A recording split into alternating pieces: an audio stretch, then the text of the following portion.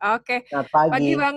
Pagi semua, Bang. Selamat pagi. Bang Riri, Pagi. ya, Selamat Oke. pagi, Mas Mujib, Mas Hmm, Ari, Bang Mbak Roswita. iya, oke. Riri. Mas Ridi, ini aku cuman bantu ngenalin ke Pak Mujib ya. Setelah ini Pak Mujib sama Mas Riri yang akan langsung tektokan aja untuk sesi hari ini. Thank you Baik. sebelumnya Bang Riri udah mau bantuin, udah mau ikut sharing. Ya. Pak Mujib juga semangat ya Pak ya, gitu. Ini salah satu guru yang paling semangat juga nih di KGB. Amin. Yeah. Oke, silakan Pak Mujib boleh langsung ya. Aku izin off video, tapi sebenarnya dengerin kok. Oke? Oke, siap Bu. Oke, silakan Pak. Baik. Iya. Selamat pagi semua. Saya sambil ngopi ya. Iya, sambil ngopi juga Bang Riri. Saya juga ini sambil ngopi. Ya. Oke, selamat pagi. Di sini saya mencoba membawakan bersama Bang Riri Riza. Waduh, saya gugup nih Bang. Perkenalkan dulu, saya Abdul Mujib, guru SMP 21 Sungai Tengah. Mungkin Bang Riri belum pernah dengar Hulu Sungai Tengah ya Bang. Di mana itu? Hulu Sungai Tengah ini salah satu kabupaten di Kalimantan Selatan. Di daerah ya mungkin sekitar 5 jam perjalanan dari Banjarmasin. Oke. Wah, senang sekali. Iya, kapan-kapan jalan-jalan ke Hulu Sungai Tengah Bang. Iya. Bikin Mudah-mudahan. Bikin film di sini. Oke. Ya di sini saya bertugas sebagai host untuk membawakan bersama Bang Riri Riza dengan topik karir perfilman dimulai dari mana. Okay. Ya. Ya, sebelumnya saya ingin memperkenalkan Bang Riri Riza, kayaknya nggak perlu dikenalkan nih, sudah kenal semua. Oke, saya kenalkan aja Bang Riri ini lahir di tahun 70. Sangat muda ya Bang. Kemudian lulus dari Fakultas Film dan Televisi Film dan Televisi di Institut Kesenian Jakarta. Ya, kemudian, betul. Beliau mendapat gelar master dalam penulisan skenario film panjang di Royal Holloway University of London. Wah, keren banget. Ya. Kemudian Bang Riri ini perdananya menapaki dunia film ketika berkolaborasi dengan rekan siniasnya Mera Lesmana. Wah, saya ngefan juga tuh sama Mbak Mera, Nan Ancas dan Rizal Mantovani. Wah, hebat-hebat semua nih. Dalam pembuatan omnibus film Cul-de-sac tahun 98. Yeah. Bang Riri juga menyutradai film panjang pertamanya pada tahun 2000, sebuah drama musikal yang berjudul Petualangan Sherina. Oh, itu punya Bang Riri juga ya? Ya. Yang melejit sebagai box office pada tahun 2002. Ia menulis dan menyutradai Eliana. Eliana mendapatkan penghargaan Young Cinema Award dan Netpad Prix Jury Award di Singapore International Film Festival. Oke. Bang Riri juga memiliki minat yang besar untuk mengekspor kekayaan budaya Indonesia. Film-filmnya pun mendapatkan banyak penghargaan, diantaranya GI pada tahun 2005, 3 Hari Untuk Selamanya tahun 2007, Laskar Pelangi. Laskar Pelangi ini yang saya pertama sangat ngefans sama Bang Riri. Oke banget Laskar Pelangi pada tahun 2008. Sang Pemimpi tahun 2009, Atambua 39 derajat Celcius tahun 2012 dan Sekolah Rimba tahun 2013. Ya. Film Atirah tahun 2016, sebuah film layar lebar yang mengambil latar belakang di kampung halamannya, Sulawesi Selatan. Memenangkan 6 penghargaan di Festival Film Indonesia termasuk penghargaan film terbaik. Bang Riri Riza juga pengajar penyutradaraan film. Wah, pas banget ya Bang. Sambil belajar bersama bagaimana menyutradai film di Institut Kesenian Jakarta sejak tahun 2006. Itu tadi profil singkat, bukan singkat ya, agak panjang ya Bang Riri. tentang profil Bang Riri. Ya. Oke. Langsung saja supaya saya jangan banyak ngomong. Mungkin Bang Riri bisa sambil cerita nih. Mungkin pertama dulu sejak kapan ingin berkarir di dunia perfilman? Apakah sejak kecil Bang? Atau mungkin ya sejak kelas SD atau apa mungkin bisa diceritakan Bang? Iya, terima kasih. Selamat pagi semua Bapak Ibu yang mendengarkan. Kalau ditanya dari mana mulainya, sebenarnya saya juga tidak terlalu punya semacam minat yang diawali ketika saya masih kecil terhadap film, atau yang saya ingat itu bahwa dunia media itu memang sudah ada berseliweran di rumah saya sejak saya kecil. Dunia seni, dunia media gitu. Karena ayah saya seorang pegawai negeri. Ketika kami kecil, ayah saya kebetulan bekerja di sebuah lembaga yang mengurusi film di masa itu. Jadi mengurusi itu dalam artian banyak memproduksi atau mendistribusikan film-film produksi pemerintah yang bertujuan pendidikan, bertujuan pengetahuan, bahkan kampanye-kampanye politik biasanya ya di tahun-tahun itu dimanfaatkan untuk pengetahuan publik. Dan tapi sebatas itu yang saya tahu, bahwa bapak saya bekerja di dunia media, komunikasi pemerintah, sebagai pegawai negeri, dan sering menggunakan film untuk tujuan itu, antara lain. Tetapi saya sendiri sudah punya minat seni, khususnya musik, sejak saya masih SMP. Kemudian saya mulai punya minat terhadap fotografi ketika saya SMA. Dan saya kemudian mengambil penjurusan bidang sosial ketika saya di SMA itu. Dulu itu kan ada A1, A2, A3 ya. A1 itu yang ilmu pasti lebih ke arah fisik, A2 itu ke arah biologi, A3 saya mengambil A3 terhadap ilmu-ilmu sosial, sejarah, sastra, mungkin bukan spesifik sastra tapi dunia ilmu sosial lah gitu ya.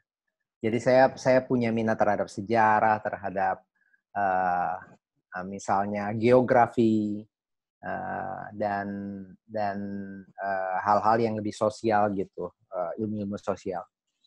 Nah, itu yang menjadi dasarnya. Jadi kesukaan terhadap seni yang saya bawa, saya punya, banyak yang mengatakan saya punya bakat musik.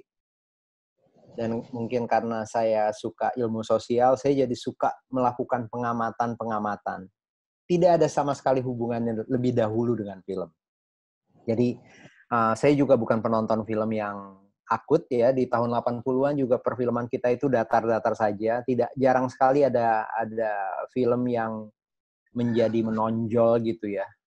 Iya betul. Atau menjadi besar gitu ya. Karena di masa itu sebenarnya dunia film sebagai industri juga belum berkembang terlalu besar seperti sekarang gitu. Jadi ya saya biasa-biasa aja melihat dunia film itu. Nah, tetapi ketika saya lulus, saya harus lulus dari SMA, saya harus memilih saya mau mengambil perkuliahan apa waktu itu. Dan ketika saya berpikir mungkin musik ya, salah satu yang paling saya minati itu mungkin musik. Saya akhirnya datang ke sekolah musik, tetapi ternyata sekolah musik waktu itu sudah dalam keadaan hampir tutup. Ada satu sekolah musik di tempat saya belajar, namanya di Institut Kesenian Jakarta, yang tidak ada peminat lagi gitu. Jadi disarankan cari jurusan lain aja. Ternyata ada jurusan film. Dan jurusan film ini namanya Fakultas Film dan Televisi. Waktu itu namanya masih jurusan sinematografi, diploma 3. Disitulah saya pikir ini adalah ilmu, menarik sekali saya melihatnya, karena keilmuan film itu adalah keilmuan yang sebenarnya mempelajari hampir semua aspek dari kesenian. Saya harus belajar tentang fotografi tentu saja, saya harus belajar tentang sedikit ilmu acting, teater, ada ilmu penulisan yang berhubungan juga dengan riset dan penelitian sosial gitu, dan ilmu-ilmu sosial yang lain. Jadi saya kemudian menemukan film sebagai, waktu itu saya masih anak muda, saya belum berpikir tentang bekerja apa, tetapi ini adalah penemuan tentang sebuah pengetahuan ya. Ternyata sejarah film di dunia itu panjang, termasuk di Indonesia. Kita sebenarnya orang-orang Indonesia itu sudah mulai menonton film bahkan pada saat sebelum kita merdeka, masih Nusantara waktu itu. Kota-kota besar seperti Batavia, Surabaya, Semarang itu dipenuhi dengan budaya film. Tentu saja orang di Indonesia pun sudah mulai, di Nusantara pun sudah mulai membuat film dari tahun 25. Sehingga menarik sekali gitu ya. Saya menemukan film ini adalah sesuatu yang menarik. Dan selebihnya adalah saya kemudian harus belajar teknik film, saya harus belajar berkomunikasi, komunikasi film itu seperti apa. Dan akhirnya di sekolah itulah saya menemukan kayak dunia yang sangat menarik. Dan selebihnya ya saya tinggal masuk aja. Oh ya, sangat menginspirasi sekali cerita Mas Riri ini, Bang Riri. Oke, mungkin bisa kita contoh sama-sama ya untuk selalu konsisten dengan mungkin keinginan kita sejak SMP ini terus kita lanjutkan dan sampai ke titik puncak karir kita. Mungkin Bang Riri bisa juga ceritakan bagaimana proses karirnya gitu, Bang.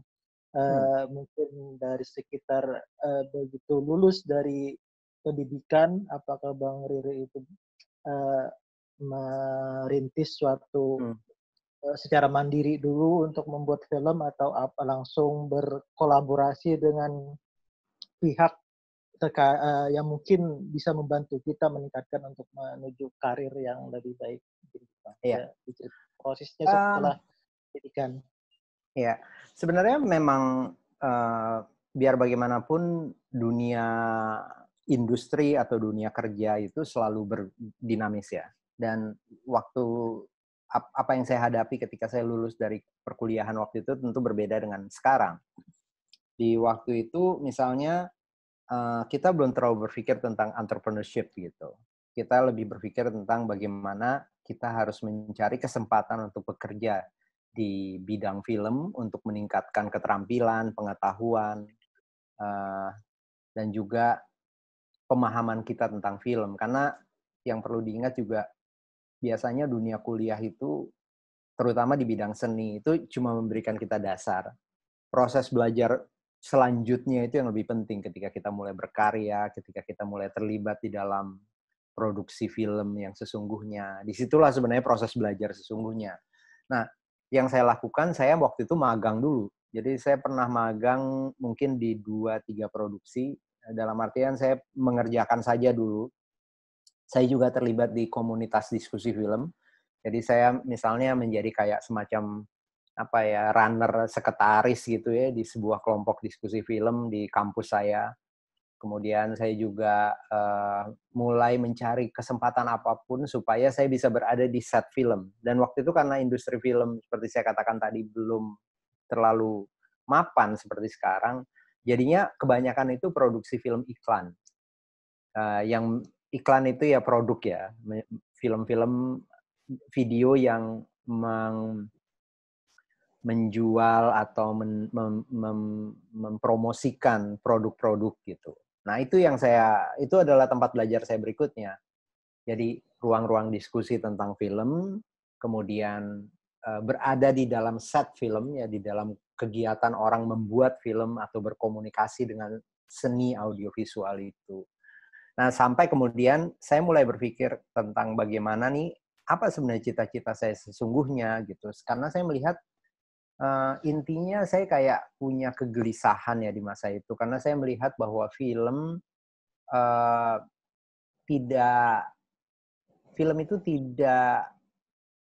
Indonesia di masa itu belum merefleksikan kehidupan orang Indonesia yang saya kenal. Nah, itu adalah kegelisahan pertama saya di tahun 90-an. Menurut saya gambaran Indonesia itu di dalam film itu belum terlalu nyata gitu. Dan itu yang saya ingin coba lakukan melalui dan kenapa saya ingin membuat film saya sendiri gitu. Dan disitulah saya mulai mencari jaringan. Saya bertemu dengan Mbak Mira Lesmana, saya bertemu dengan Nen Ahnas, bertemu dengan Rizal Mantovani dan beberapa teman-teman. Dan waktu itu kami memutuskan untuk membuat film kami sendiri. Jadi satu film yang dikeroyok 4 orang gitu pengerjaannya. Jadi semua orang gotong royong bagaimana caranya supaya kita punya sebuah film yang bisa diputar di bioskop gitu ya, dengan modal seadanya, dengan modalnya lebih banyak semangat daripada uang waktu itu. Dan akhirnya film itu terjadi ya. Dan film pertama saya, film kolektif saya itu diputar di tahun 98, tidak lama setelah reformasi. Jadi semacam penanda terhadap bangkitnya Indonesia melalui film. Iya, betul. Dapat saya quote dari Bang Riri, proses belajar setelah sekolah itu yang paling penting ya Bang ya. Artinya begitu ya, proses belajarnya kita selalu belajar sepanjang hayat. Kita begitu kita lulus sekolah bukan berarti kita stop belajar. Itulah proses belajar kita yang paling penting sebenarnya. Apalagi kalau kita menekuni bidang seni. Apalagi kalau kita menekuni bidang yang membutuhkan keterampilan, entah itu keterampilan tangan kita atau sesuatu yang sifatnya membuat atau berkreasi. Proses berkreasi kita setelah kita berada di dunia sekolah, dunia pendidikan itu yang justru merupakan jembatannya gitu. Dan kadang-kadang butuh 1 tahun, 2 tahun ya, untuk kemudian kita bisa berkarya sendiri gitu, mulai melakukannya sendiri. Itu yang saya percaya sebenarnya. Oke, kita sebelum 5 menit lagi masuk ke sisi tanya jawab bersama audien, mungkin satu lagi mungkin Bang Riri bisa bagi bersama kita, yaitu ini kalau anak-anak atau murid-murid nih ingin punya keinginan untuk berkarya seperti Bang Riri di dunia perfilman, mungkin apa saja nih yang mungkin yang perlu disiapkan sejak sekarang untuk bisa berkarya seperti Bang Riri? Ya. Oke.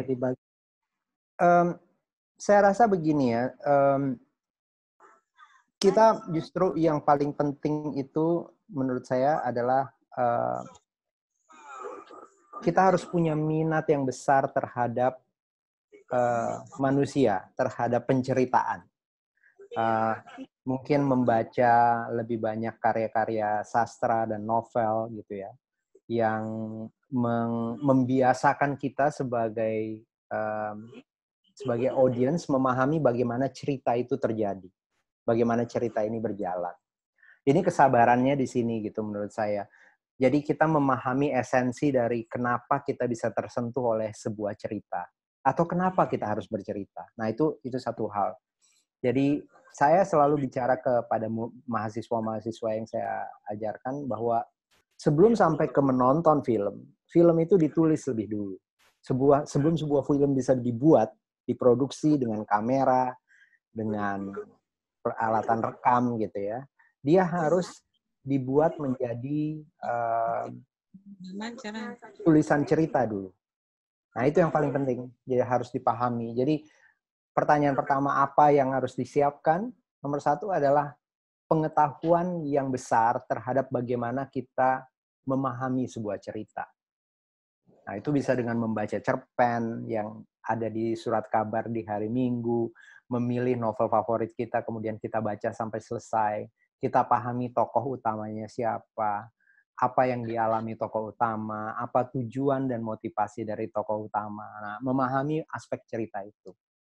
Nomor 2, ya menonton film-film yang baik. Ketika kita kemudian menonton film-film yang baik, bagaimana kita tahu sebuah film yang baik? Sekarang saya pikir Google bisa membantu kita. Misalnya 10 film terbaik Indonesia, itu bisa kita dapatkan di Google menurut penilaian beberapa pihak gitu. Kemudian kita coba cari cara untuk bisa menonton film itu. Atau film-film yang dibuat oleh sutradara dari film-film itu. Itu mungkin cara yang baik juga. Dan kita jadi memahami. Karena menurut saya pelajaran teknis misalnya kayak fotografi, video, teknik-teknik film itu sekarang bisa kita pelajari dengan sangat cepat. bisa didapat dengan sangat mudah di YouTube misalnya. Bagaimana kita merekam gambar itu gampang sekali, tetapi itu akses terhadap ilmu itu sebenarnya mudah, tetapi yang lebih menantang adalah pemahaman kita bahwa ketika kita membuat film itu proses apa sih yang kita sedang lakukan. Kita ingin menyampaikan sebuah ide, sebuah gagasan misalnya. Itu yang menemukan itu justru yang lebih penting gitu dan lebih harus dipersiapkan dari awal oleh seorang pembuat film. Oke, terima kasih Bang Riri. Ya, mungkin kita bisa cerna sama-sama apa yang kita bisa mulai persiapkan dari sekarang. Oke, mungkin kita tiba saatnya kepada forum sesi tanya jawab. Mungkin untuk penanya pertama, saya persilahkan kepada yang ingin bertanya, kepada siapa tadi ya yang mengajukan ingin bertanya. Oke. Silakan di-on-kan audionya, penanya pertama. Boleh di-on-kan.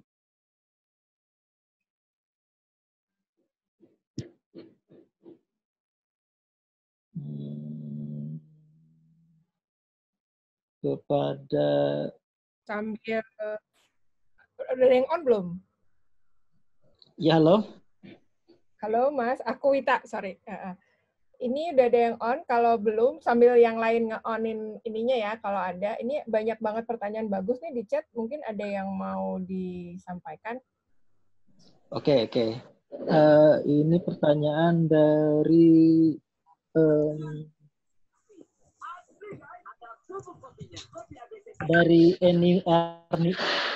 Erni Marlina.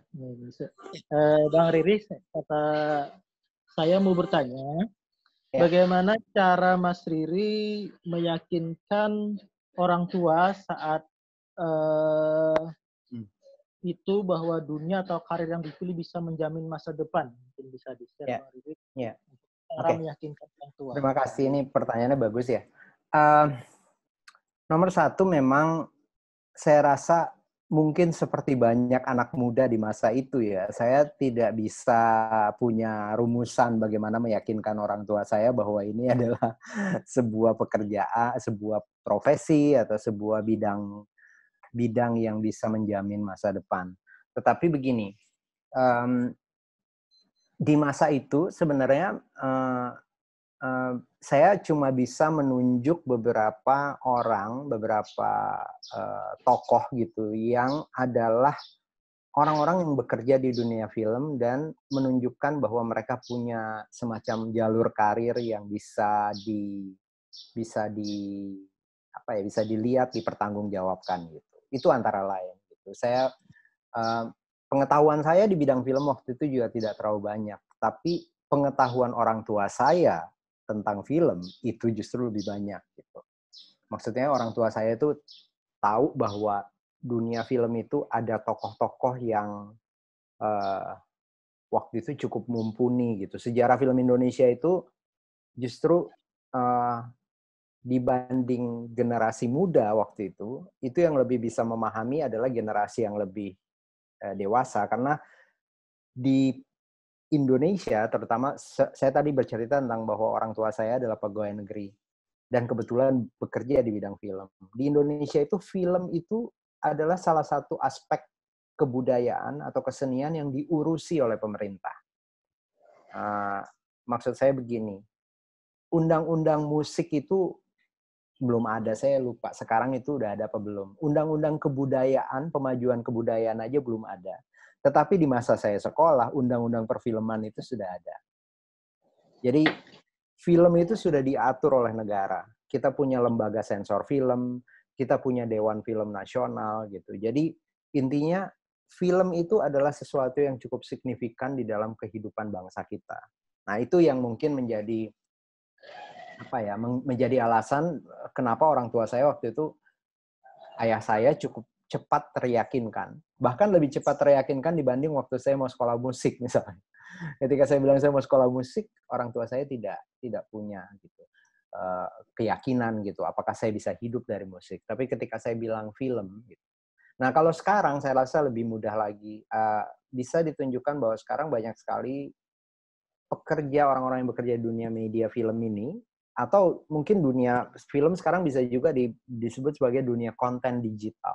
Misalnya, disamakanlah dengan orang-orang yang menjadi kayak produser konten dan sangat sukses di bidang digital gitu. Banyak sekali kan kalau kita lihat orang-orang yang misalnya hidup dari berprofesi sebagai pembuat video yang kemudian diupload di YouTube, misalnya bicara tentang bagaimana membuat kopi yang baik. Itu ada orang yang sudah hidup dari situ dengan membuat video-video yang menunjukkan bagaimana hidup dengan bagaimana membuat kopi yang enak misalnya. Sekarang kita bisa hidup dari itu. Jadi saya pikir bagaimana saya meyakinkan orang tua saya mungkin adalah pertanyaan yang lebih relevan, bagaimana sekarang kita meyakinkan orang tua. Dan cara yang mudah adalah dengan mencoba mencari kisah-kisah keberhasilan dari orang-orang yang hidup di dunia media, khususnya media film atau produksi konten digital gitu. Sekarang aja ini adalah suasana yang sangat menarik yang kita lakukan pagi ini gitu, bahwa bahkan untuk dunia pendidikan pun kita bisa menggunakan media digital ini sebagai sebuah medium pendidikan gitu di saat kita semua harus tinggal di rumah gitu. Jadi mungkin itu sih gitu. Jadi pelajari dengan baik ya. Mungkin satu hal adalah kita harus pelajari, melakukan riset sedalam-dalamnya tentang ilmu yang kita ingin geluti ini gitu. Dan kita termasuk juga mempelajari orang-orang yang sukses di bidang ini. Iya, dapat mungkin dari Bang Riri lah, kata kuncinya itu belajar, baik dengan cara riset, kemudian membaca dari cerita-cerita yang inspiratif dari orang-orang yang telah berhasil. Mungkin semoga Ernie Marina dapat terpuaskan dengan penjelasan dari Bang Riri. Selanjutnya Bang Riri ada juga pertanyaan dari Kang Har. Saya penulis fiksi, Kang Har ini penulis fiksi. Beberapa kali nulis skenario. Menurut Bang Riri, skenario seperti apa yang sangat dibutuhkan Indonesia saat ini? Mungkin masuk ke pasar Indonesia, skenario seperti apa Bang? Bisa di-share Bang? Ya, saya terima kasih pertanyaannya, dan mudah-mudahan Kang Har betul-betul bisa memantapkan jalannya masuk ke dunia penulisan, karena betul kita membutuhkan sekali banyak penulis ya. Film banyak sekali yang dibutuhkan Indonesia. Nomor satu, kita butuh misalnya cerita-cerita yang sederhana tentang perjuangan orang-orang yang tidak banyak terceritakan. Ya, misalnya guru-guru di pelosok, itu sesuatu yang menarik. Ya, kita ambil satu contoh aja, karena ini aja nih saya yakin kalau ada skenario yang bagus tentang guru di pelosok yang bisa menunjukkan berbagai kualitas yang dibutuhkan sebagai sebuah tontonan. Nah, ini penting nih. Jadi kalau kita membuat skenario film, jangan kita berpikir bahwa kita hanya perlu bicara tentang pesan positifnya atau aspirasinya. Cerita seorang guru di pelosok, itu saya yakin banyak sekali contoh yang belum muncul di dalam dunia film kita. Misalnya guru yang suka humor misalnya. Guru yang sambil mengajar tetapi harus juga mengalami dilemanya. Misalnya punya anak remaja yang problematik misalnya.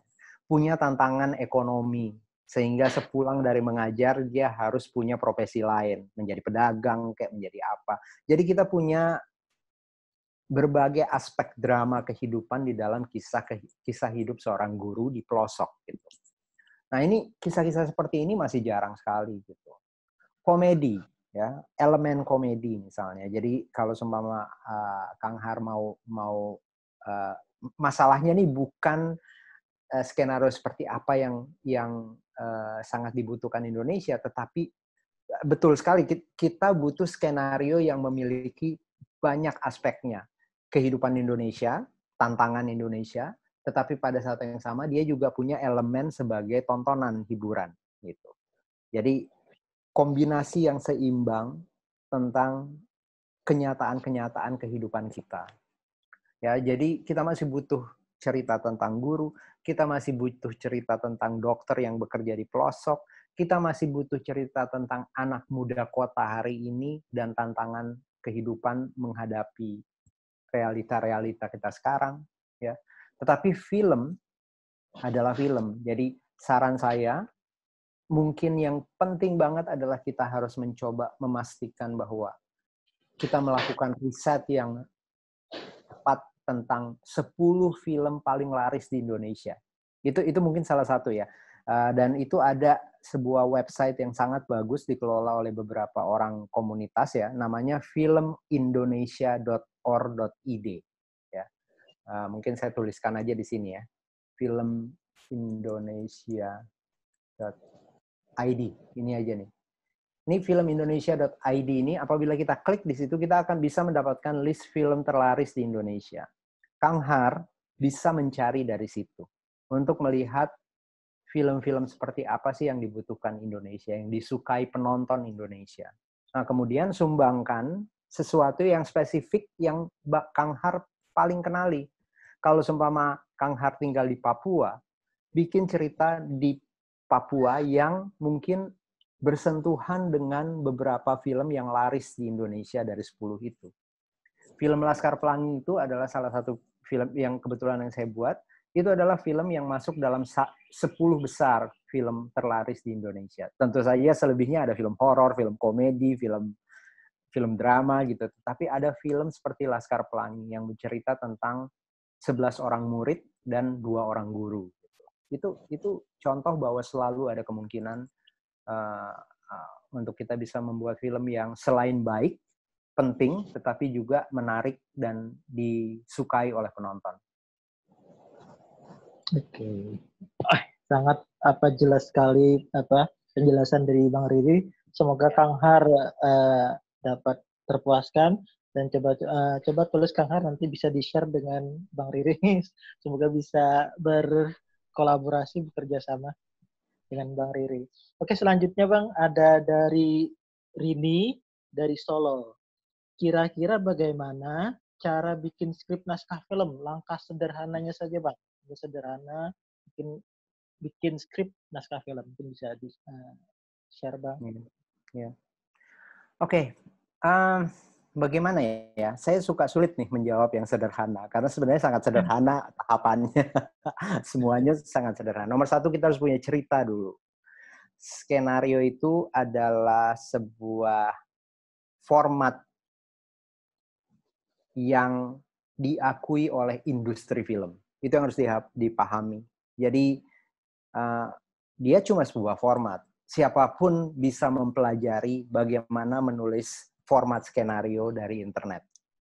Saya percaya, siapa tadi yang nanya? Kang Rini dari Solo. Rini bisa belajar tentang dari Google, dari internet. Script format penulisan skenario itu seperti apa dan bisa di-download, dia biasanya ada. Tetapi paling sederhana adalah kita harus punya cerita lebih dahulu. Dan bagaimana membuat sebuah cerita, itu yang saya rasa perlu dipelajari. Dengan menonton sebuah film. Kaji dengan baik sebuah film. Misalnya kalau film yang mudah didapatkan di dimanapun gitu ya. Mungkin kalau cari DVD, entah apa. Mungkin bisa melihat film contohnya, misalnya Ada Apa Dengan Cinta. Ya. Atau film yang lebih sederhana, misalnya nanti saya bisa tuliskan ketika muncul di kepala saya. Tapi intinya, kita harus memiliki sebuah cerita yang bicara tentang, ini paling sederhananya nih ya, seseorang yang ingin pergi, ingin berada, atau ingin menuju, atau ingin mencapai sebuah tujuan. Itu paling penting. Di dalam film selalu ada seseorang, tokoh, yang ingin pergi, ingin menuju, atau ingin mencapai, atau ingin menggapai sesuatu. Bisa itu mimpi, ingin menjadi orang kaya, bisa itu pergi mengunjungi neneknya, bisa itu ingin lulus dari SMA dan tidak punya uang untuk membayar uang ujian dan dia harus mendapatkan uang untuk membayar uang ujian. Jadi seorang tokoh yang punya motivasi. Dan kemudian dia akan menghadapi hambatan-hambatan untuk mencapai tujuan tersebut. Itu cerita film. Sederhana kan?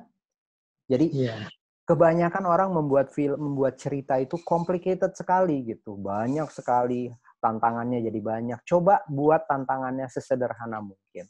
Dan kemudian akhirnya di ending dia mencapai apa yang dia ingin tuju. Seorang penulis skenario yang mencoba menulis skenario pertama, ingin masuk ke industri film dan berlatih, harus memulai dengan itu menurut saya. Paling sederhana. Kalau formatnya bisa dipelajari di internet. Dan ini baku. Format penulisan skenario itu baku. Tidak bisa kita karang-karang gitu. Karena sekarang semua produser film hanya akan membuka halaman pertama dari skenario untuk kemudian mengatakan ini skenario apa bukan. Ketika seseorang dengan misalnya dia penulis terkenal ya, penulis novel terkenal, sudah dikenal di mana-mana, memutuskan ingin menulis sebuah skenario, kemudian dia membuat formatnya sendiri, kemudian dia kirim ke seorang produser. Produser ini tahu nih, namanya misalnya seorang penulis terkenal mau menulis skenario. Ketika dia membuka halaman pertama dan dia melihat bahwa skenario itu bukan menggunakan format penulisan skenario, dia akan menolak skenario itu. Mungkin langsung ditaruh di tempat sampah, ekstrimnya ya. Tetapi tidak ada buang-buang waktu untuk membaca sesuatu yang secara format tidak dipahami.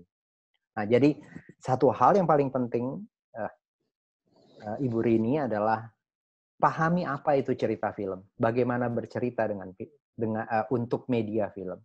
Yang kedua, menulis skenario sesuai dengan format yang sudah menjadi konvensinya.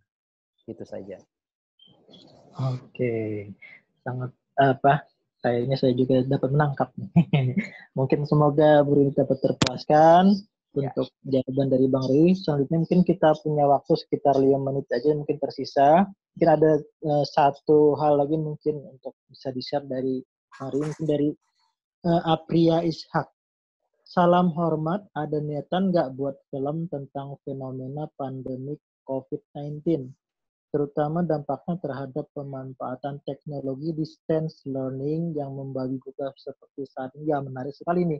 Nah, sekarang lagi kita memanfaatkan macam-macam teknologi distance learning saat ini. Mungkin bisa di-share Bang, ada nggak mungkin niatan Bang tertarik dengan fenomena pandemik ini? Silakan Bang Riri. Saya pikir akan menarik sekali ya. Tapi tentu saja butuh waktu untuk mencoba berefleksi dengan apa yang sedang terjadi. Kita harus punya seperti apapun yang kita lakukan, ada respons yang sifatnya cepat.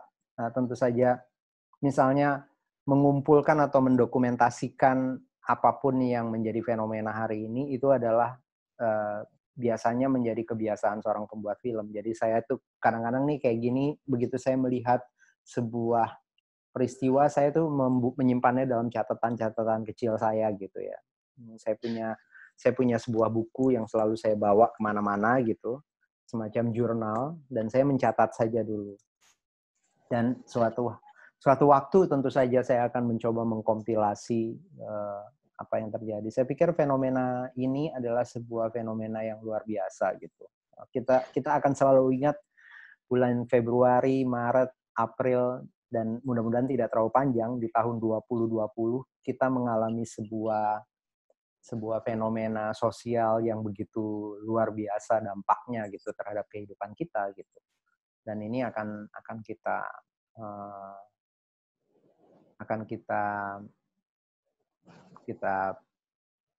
ingat gitu. Dan mungkin apabila suatu hari dia menjadi film, dia akan mungkin tidak harus langsung tentang COVID-19, tetapi tentang manusia-manusia yang misalnya pada satu waktu terpaksa harus tinggal di rumah gitu. Bagaimana struktur keluarga ternyata baru kita sadari lagi.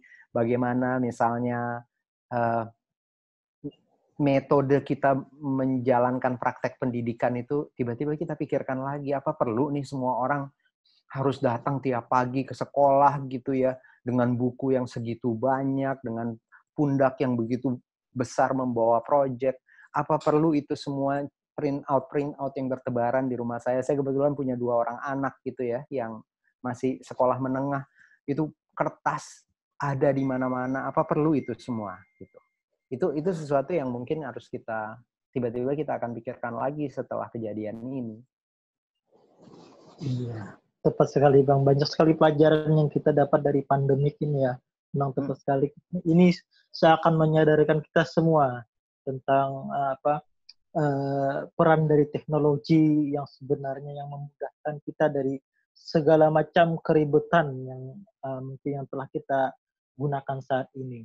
Mungkin karena waktu sudah 9-16 menit ya, waktunya mungkin sudah cukup.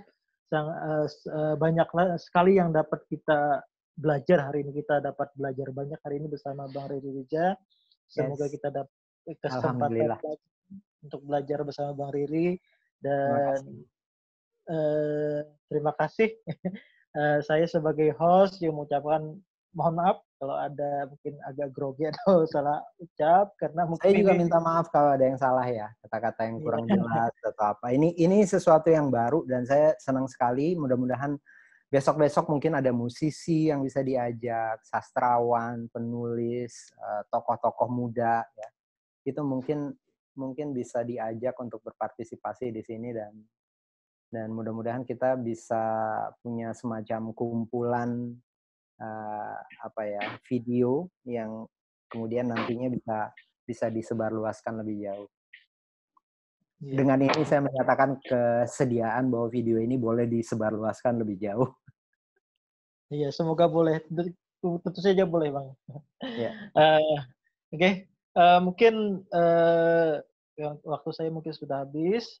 Saya kembalikan kepada Ibu Roswita. Oke, silakan. Terima kasih semuanya, Bang Riri, Bang Mujib ya, udah host. Hari ini seru banget tadi sesinya, banyak banget insight-nya. Mudah-mudahan teman-teman guru, teman-teman, aku lihat tadi juga Kang Har ya, aku kenal penulis di Bandung juga gitu. Semakin semangat ya semuanya. Oke, aku closing aja. Sehat-sehat semuanya. Sekali lagi terima kasih. Insya Allah ketemu di lain kesempatan ya. Assalamualaikum warahmatullahi wabarakatuh. Selamat pagi. Selamat pagi, waalaikumsalam.